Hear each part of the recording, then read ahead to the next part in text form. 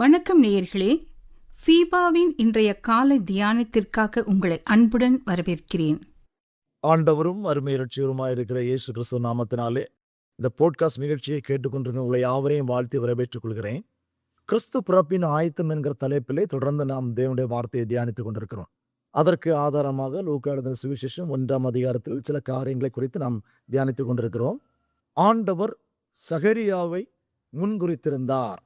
ஆனாலும் அவனுடைய ஒரு வாழ்க்கையிலே ஒரு குறை இருந்தது. அவனுடைய மனைவி மலடியாயிருந்தாள். இதை குறித்து நாம் நேற்றைய தினத்திலே தியானித்தோம்.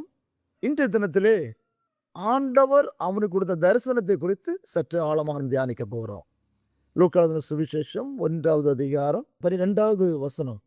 சகரியா அவனை கண்டு கலங்கி பயமடைந்தான். தேவ தூதனை பார்த்த உடனே சகரியா தூதனை பார்த்தவுடன் ஒரு பயம் உண்டாயிற்று. 13வது வருஷம் தூதன் அவனை நோக்கி, சகரியாவே பயப்படாதே. முதலாவது சகரியாவுக்கு கொடுத்த வாக்குத்தத்தம் பயப்படாதே. இந்த நாளிலே கிறிஸ்து பிறப்பின் ஆயத்தத்துக்காக நம்ம ஆயத்தம் பண்ணி கொண்டிருக்க நம்மை பார்த்து கர்த்தர் சொல்லுகிற முதலாவது காரியம் பயப்படாதே. நம்முடைய வாழ்க்கையில அநேக பிரச்சனைகள், அநேக போராட்டங்கள், அநேக நம்பிக்கை இழப்புகள். கர்த்தர் சொல்லுகிறார், இனி நீ பயப்பட வேண்டிய அவசியம் இல்லை, பயப்படாதே. முதல் வாக்குத்தத்தம் சகரியாவுக்கு, நீ பயப்படாதப்பா. இரண்டாவது சகரியாவுக்கு சொன்ன காரியம் 13வது வசனம், உன் வேண்டுதல் கேட்கப்பட்டது.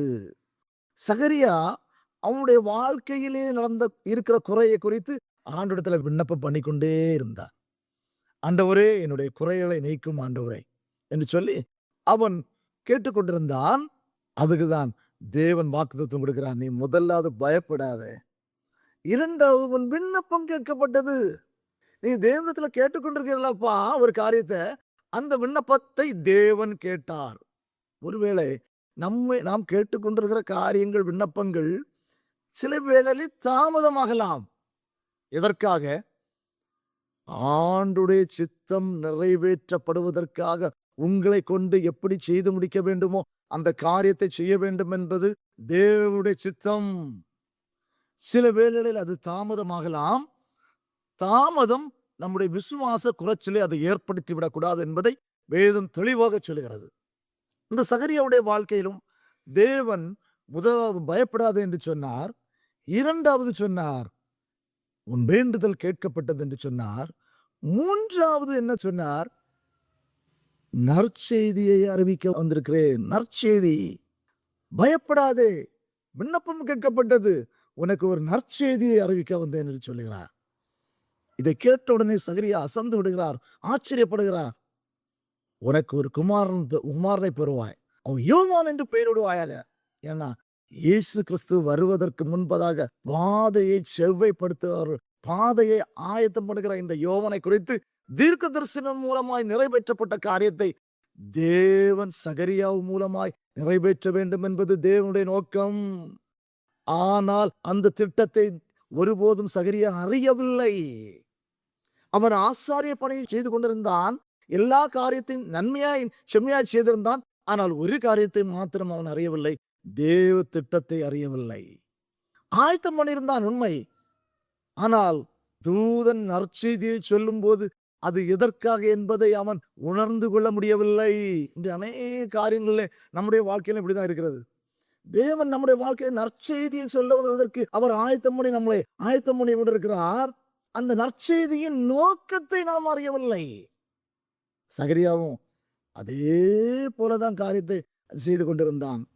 நம்முடைய வாழ்க்கையிலே ஆண்டவர் நமக்கு வைத்திருந்த பர்பஸ், ஆண்டவர் வந்து வைத்திருந்த நோக்கத்தை நாம் அநேக உணரவில்லை.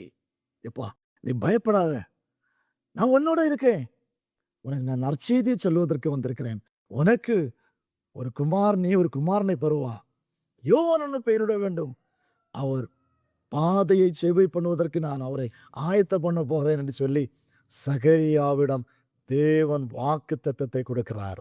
இந்த காலை வேளையிலே செய்தி கேட்டுக்கொண்டிருக்கிற நம்மை பார்த்தும் ஆண்டவர் சொல்கிறார், நான் உனக்கு வாக்குத்தத்தத்தை கொடுக்க வந்திருக்கிறேன். நீ பயப்பட வேண்டிய அவசியம் இல்லை. நான் சொன்ன வாக்குத்தத்தம் நிறைவேறப் போகிறது. இனி உன்னுடைய வாழ்க்கையில நீ அதிசயத்தை காணப்போகிறாய் என்று சொல்லி தேவன் சொல்ல விரும்புகிறார். அதற்கு நம்மை ஆயத்தப்படுத்துவோமா? கிருபை நிறைந்த நல்ல தகப்பனே, நீர் தந்த வாக்குத்தத்தத்தை நான் அப்படியே விசுவாசிக்கிறேன் ஆண்டவரே.